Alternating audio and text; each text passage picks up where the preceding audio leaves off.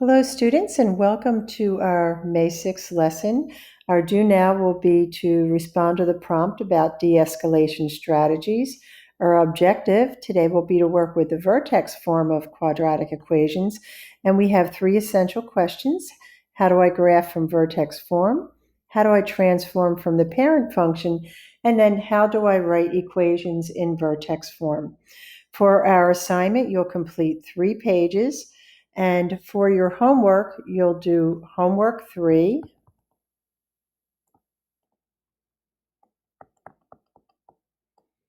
Okay. And our exit ticket will be a section of our assignment today called Writing Equations. Don't forget, our SBAC schedule will change for next week, so look for new meeting invites. I don't want this video to get too long, so I'm going to skip right ahead to our lesson. Today, we are going to talk about the vertex form of a quadratic equation, which is y equals a times the quantity of x minus h squared plus k. Super important to make a note of that negative because that's going to come into play as we find the axis of symmetry in the vertex. So h comma k gives us the vertex of our quadratic, and x equals h is the axis of symmetry. Now let's see how that works. In number 1, we have y equals the quantity of x plus 4 squared minus 2. So here's what I said about the negative. Remember, the negative, the subtraction sign is in the formula. That means when we see a positive sign there, that the axis of symmetry is not x equals 4, it's x equals negative 4, accounting for that subtraction in the original formula. That means that our vertex is negative 4, positive 2, and we get negative 2, and we get the negative 2 right there from the equation.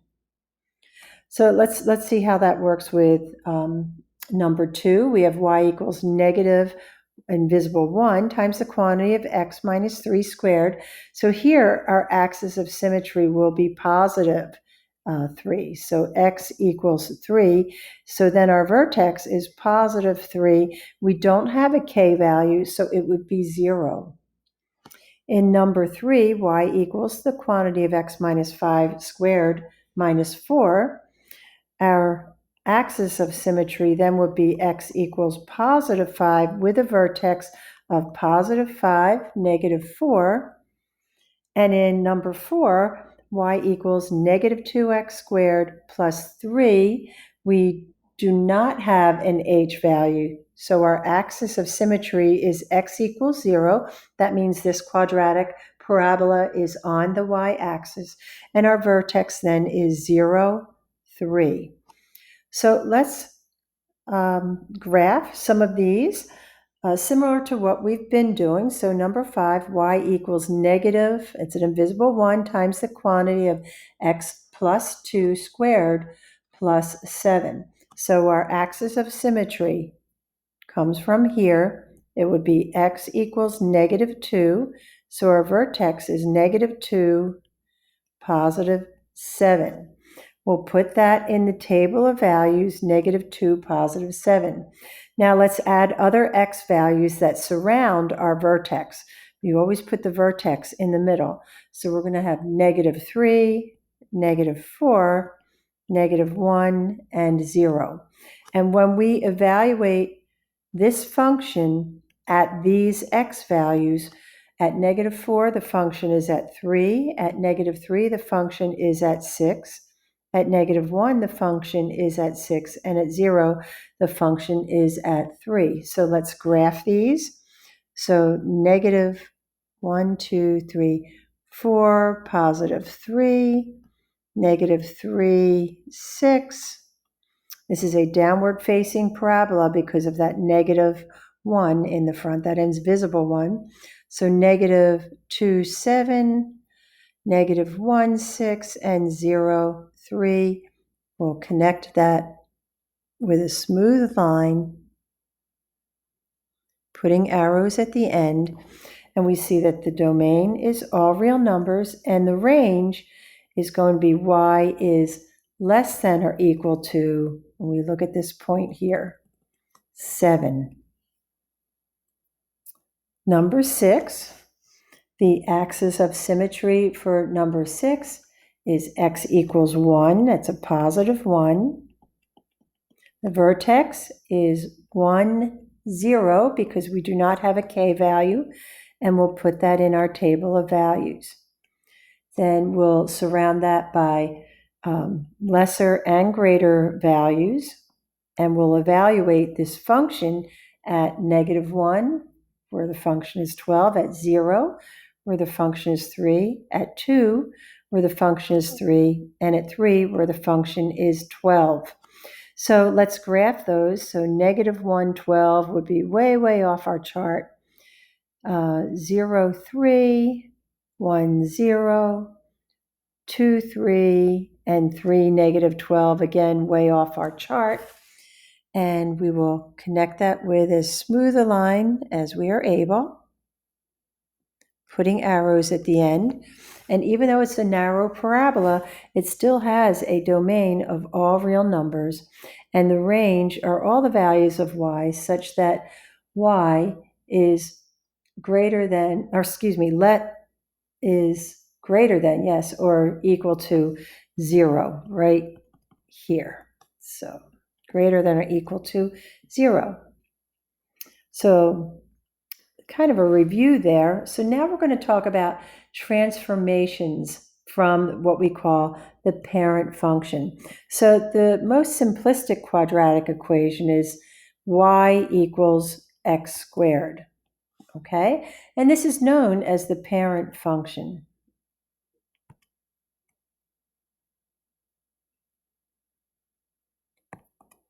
So a transformation is a change in the size or position of a figure on the coordinate planes.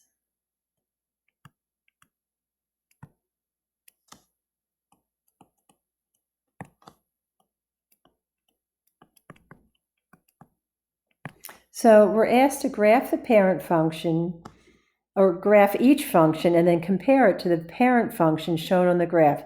So for each one of these, 7, 8, 9, 10, and 11, and 12, we are given the parent function, and we're going to graph this new function showing the transformation. So y equals the quantity of x plus 2 squared. We can first identify the vertex, which is -2, 0, because there's no k value. We'll evaluate at -3, -4, -1, and 0. And these are the y values we have when we do that. So we'll plot those points. So -4, +4, -3, 1, -2, 0, -1, 1, and 0, 4. So here's our new parabola.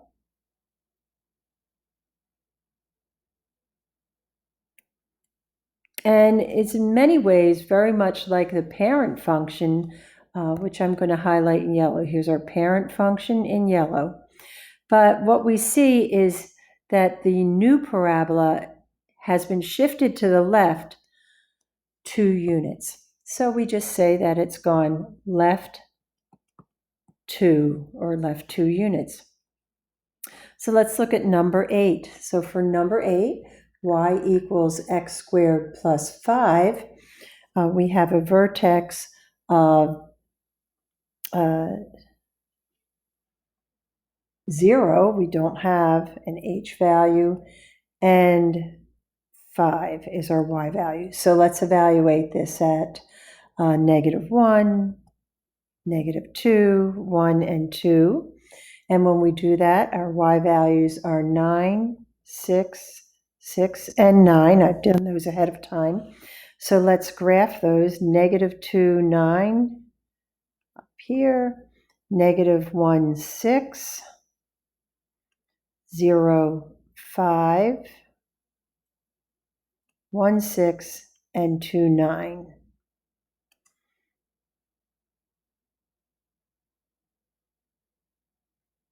And we'll connect those with a smooth line and some arrows. Now, in this situation, we can see that the new parabola has shifted upward. It's still on the y-axis, but it's shifted upward 5 units. So we just say up 5, or up 5 units. Number 9, y equals the quantity of x plus 1 squared minus 6. So our axis of symmetry, we get from here x value -1, y value is -6. And let's evaluate this at -2, -3, 0, and 1. When we evaluate at -3, our function is worth -2. When we evaluate at -2, our y value is -5. When we evaluate at 0, our y value is -5. And when we evaluate at 1, the function is at -2. So let's plot those points. -3, -2, -2, -5, -1, -6, 0, -5, and 1, -2. We'll connect those with a smooth curve. And in this case, we see that the new graph has been transformed down 1, 2, 3, 4, 5, 6 units, but also to the left 1 unit. So down 6 and left 1 unit. Now let's look at number 10. Y equals -1 times the quantity of x minus 4 squared plus 1. When we see that negative a value, we know our new parabola will be downward facing like a frown. Now looking at this, I see that the x value of the vertex is 4 and the y value is 1. So I will evaluate at 3, 2, 5, and 6. And when I do, I get these values. You can see in the y values the shape of the parabola. So let's see, let's graph those points. 2, -3, 3, 0, 4, 1, 5, 0, and 6, -3. We'll connect those points with a smooth line. And we see that 3 things have happened to our parabola. It's been flipped, obviously, it's downward facing. It's been shifted to the right. It's also been shifted up 1. You see the vertex is up 1 from the original parent function. So we've flipped it. We've shifted right 4 units. And we've transformed it up 1 unit. So I hope you try 11 and 12 on your own. I will do them as well. They're a nice challenge. So y equals 3x squared minus 7. We have no x value for the vertex, so it would be, we have no h value, so the x is 0, but our y value is -7. So we'll evaluate at -1, -2, 1, and 2. And when we do that, we have these values, 5, 4, 4, 5. We can see that parabola. So let's graph them. -2, 5, -1, 4, 0,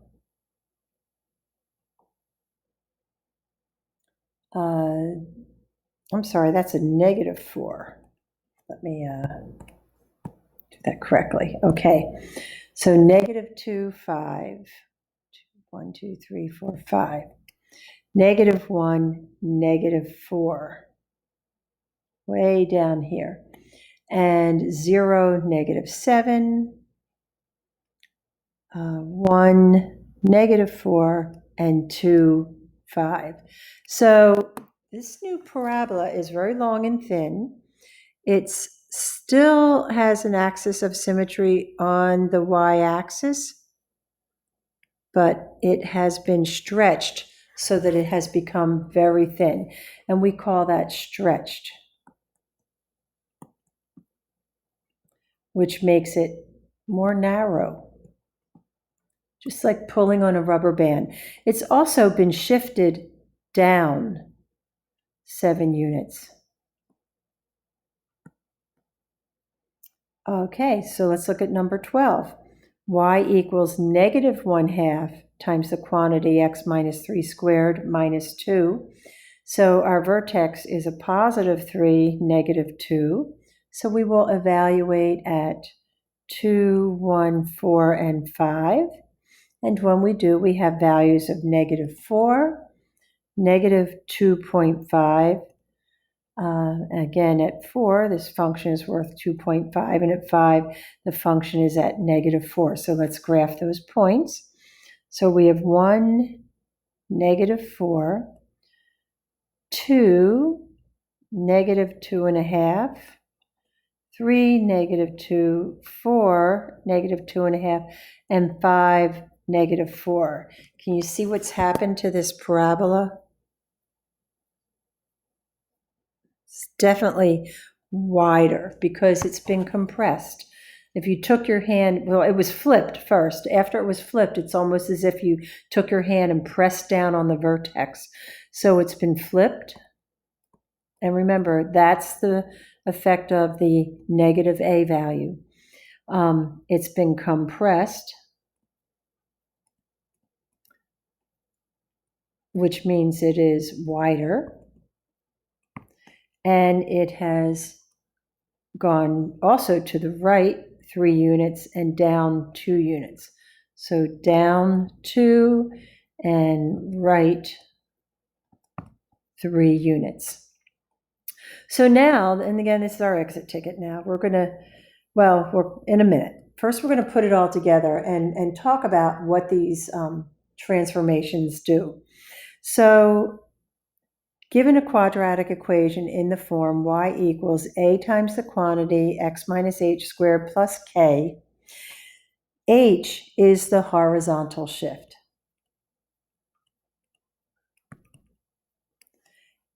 When h is positive, the graph shifts left. When h is negative, the graph shifts right, the parabola. K is the vertical shift. And when k is positive, our parabola shifts up. When k is negative, our parabola shifts down. Now, we've talked about this before. If a is negative, the function is reflected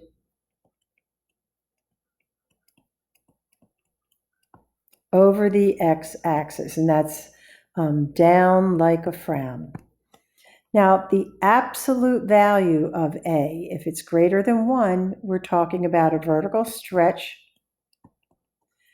And if it's between 0 and 1, we're talking about a vertical compression.